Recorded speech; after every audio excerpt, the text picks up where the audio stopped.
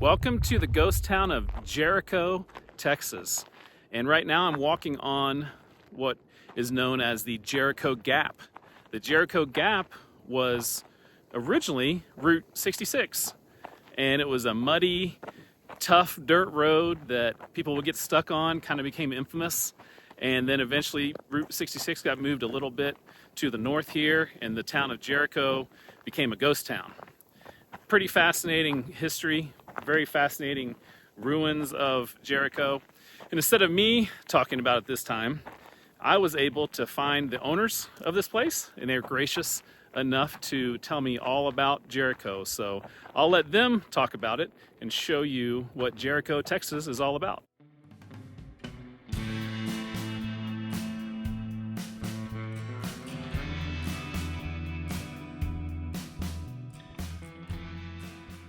Well, when we initially bought Jericho, we knew that it was, established in 1902.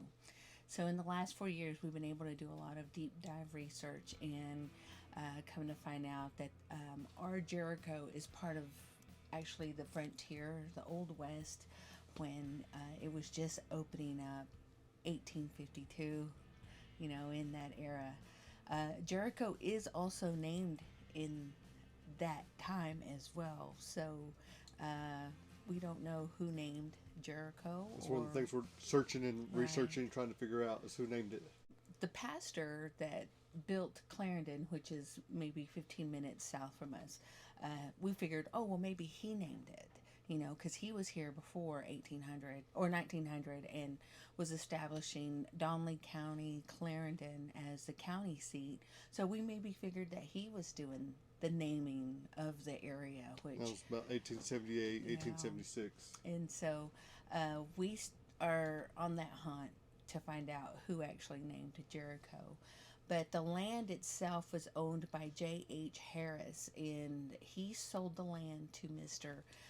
Altizer, who was a judge in Texas. I found out just here recently that he established himself in Hall County, which is in Turkey, Texas area first, and then came up to Jericho, bought the land, and was really a big pioneer in championing for our area to be a town, to be, a place that is going to be top notch. He helped bring in the railroad. There's documentation of that. So whenever you read that on the internet, it's true in itself. There's a lot of things that we still haven't figured out, like how did the transactions, I haven't found those articles yet. He bought Jericho before 1900. He bought that like 1897 from J.H. Harris, and still hadn't quite had it platted out. Official plat map was in 1902, and that map is still around. In Donley County. It's in Donley County, but we get to see it once a year. Yeah, we'll go down there and do some research and digging through all the records and stuff like that. Mm-hmm. So we did take pictures of it, but we still want to see it, because it's still cool. It was made in 1902. Before that, I'm sure. Mm-hmm. We don't have exact dates or locations, but it was a stagecoach stop. We did find in one of the newspapers, one of our stagecoach drivers' names was Roxy. And that's one of the things we're searching for right now is also the exact location of it, because there's no maps that we found that shows exactly where it's at. We found them that they did come through this area. We hadn't found the exact locations. We'd love to metal detect around there and stuff like that. We also had a spring in the area, and that's the reason they had to stop here, because of the spring and us being flat, because we're on like a little peninsula right here between the North Fork of the Red River and Salt Fork of the Red River. And then the train officially came through in July 1902. July 6th, 1902 is when the train first struck through here. It's Rock Island Railroad. And then Mr. Alsheiser opened up the post office on August 9th, 1902. The town grew and grew and grew. 1926 is when Route 66 came through here. It is now what's known as County Road B, just south of us where we're at right now. So we had the railroad on one side of the town and Route 66 on the other side of the town. The Jericho Gap came out when it was Route 66. It may have been that way beforehand, but that's when it became the Jericho Gap. And that's 18 miles of road between Allen Reed and Groom. That whenever it rains, it just gets super soppy muddy. I don't know if you, when you came in on that county road, did you see all those tire tracks going down into the ditch? 100 years later, it's still that way. So whenever it would rain or get snow or something like that, it would just get super soppy muddy, and they'd have to use horses to pull the vehicles out. And like I said, today it's still that same way. You'll see tracks go down about 20 yards, and then you'll see them fishtailing trying to get back out of there. I've even seen big track vehicles go down into the bar ditch and trudge about a quarter mile through and fight their way back up onto the road because it's just that soft of dirt. Here we did have one gas station, a garage, and 2 hotels. In its heyday, it also had a bank, a school, and a population of about 100 in 1930. Then they started moving Route 66. They got funding from Congress to pave Route 66 in 1934. And we had some people that wouldn't give up their property rights to widen the road and pave it. So they moved Route 66 about a mile north, closer to where I-40 is now. So between the moving Route 66, the Dust Bowl, and the Great Depression, Jericho went from a population of 100 in 1930 to 50 in 1939. And, you know, a mile back in those days was a big difference. So you might stop in Allen Reed for gas or maybe in Groom, but you're not going to go a mile out of your way to come here to get gas. You're just not going to get off the road and go a mile out of the way. Yeah, we had school. I'm sure we had churches, but we hadn't found a church yet, but I'm sure there was one here, no doubt. I saw, in the school? you know, in the articles was the church was in the school. So the school, the first one was just, it burned down. Caught fire one time, and then they, you know, patched it up, and then it burned down to the ground. Then they built a second church, or the second school, which was right here off of County Road B, and it's just a pile of bricks. But they only tore it down within the last probably 10 years 10 or so. years. And so inside the church, or inside the school, they would have church, they would have their assemblies, they would have all kinds of events. Homemade classes. Homemade classes. And you had the Blue Bonnet Club. Blue Bonnet Club. And you would learn how to cook, to sew, and the community really gathered around. They were really well written, the stories in the newspapers of the time. That was really good. We're between Groom and Clarendon. Each of those towns wrote about Jericho. It was like how Facebook is now. They would tell all your business, who came to visit who, what day, and why. And then they would really market the businesses that were coming in, and then census, voting. You know, it was really a hear you kind of thing. When was the last person that lived here? Probably the Ashmead family, and their house is still standing down here across the street from the tourist courts. The grandparents lived there until 1972, and that's when the family finally moved them into Amarillo. So 1972 it officially was a ghost town. Right. 0 people living here. The officially became, I guess, no longer a town in June of 1955.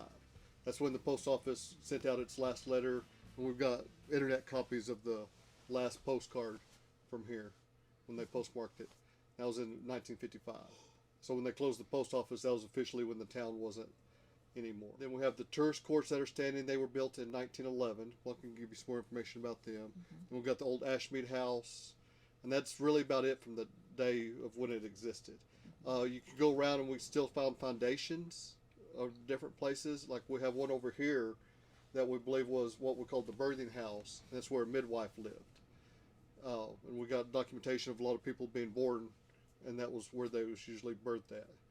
It was a 2-story house, and they had what was called also a pit generator, where you'd drop water on carbide, and that would make acetylene, and they'd pipe that into the house for your gas lamps. The tourist courts were built in 1911 by Phil Reeves. It was called the Reeves Filling Station, so it was really popular in its heyday. Families would, you could come in and get your mail there. That was the first post office. You could get your mail there, or you could get a soda, if you wanted. It was really small. When you take a walk out there, you'll see, well, it looks really cramped, but whenever the articles, newspaper articles tell us, you can stop by and get you some gas. And what's really cool is last year, it was this year, Mother's Day, we had metal detecting, and there was a gentleman that kept digging and digging and digging, and that's where he found the big cast iron Conoco. It was green. What do you call it? Lollipop stand. A lollipop stand, and it's super heavy. And but he dug. It was about a foot and a half under the ground. Yeah, and he must have had a really good metal detector. But that just kind of gives us a vision of what the gas station was. You think of Conoco, I think of Toy Story, or not Toy Story, Cars. And that's what I think of. And I was like, wow, this is how it was, and this is where it happened. Now, when we hosted a motor tour event over the summer, we found out from one of the travelers, one of the tourists that was there, that her grandmother stayed in one of the cabins, which was sit at the very end on the north side. And they definitely had to be segregated because she was Indian. So they were only allowed to stay in the last room there. And so that was one of the stories that was told to us by the ancestors for the area. So the cemetery was established in 1894. That's when the first person was buried there. And then the second person buried in there was a Schaffer, the 10-month-old baby, and that was in 1896. And then it's just been established since 1894. It's a historical cemetery that's still active today. I got a lot of family members buried there. I mean, we meet up on Memorial Weekend, so we do a cleanup. And then Aunt Peggy, who is the elder of the families, she tells us the history and, what she can remember for the time. And so with the research I've been doing, I ask her, how was this? What was this like? Two interesting people that I think are buried out there is Jake Steele. He was one of the first recorded murders here at Jericho, and this was in 1898. And he was shot here for either stealing real sugar or stealing sugar from B.B. Ray's daughter. We never know the story on that one. It's just tales that go through families and just different things like that. But and then the other one is Digger Howard. He was a rodeo, huge in the roping arena, and he's got a really nice headstone. It's pretty out there. I did find a story where there was a baby that was born on the railroad track, and nobody knew, nobody came forward, so they went ahead and buried the baby. We don't know if it was a boy or a girl. They just said baby, and the baby is buried out at the cemetery. So a lot of people stop by over there. Sometimes they'll just zoom past the buildings and not even know what they're passing by and hang out at the cemetery. So when we see some folks out there, we try to go visit them and just give them a little history.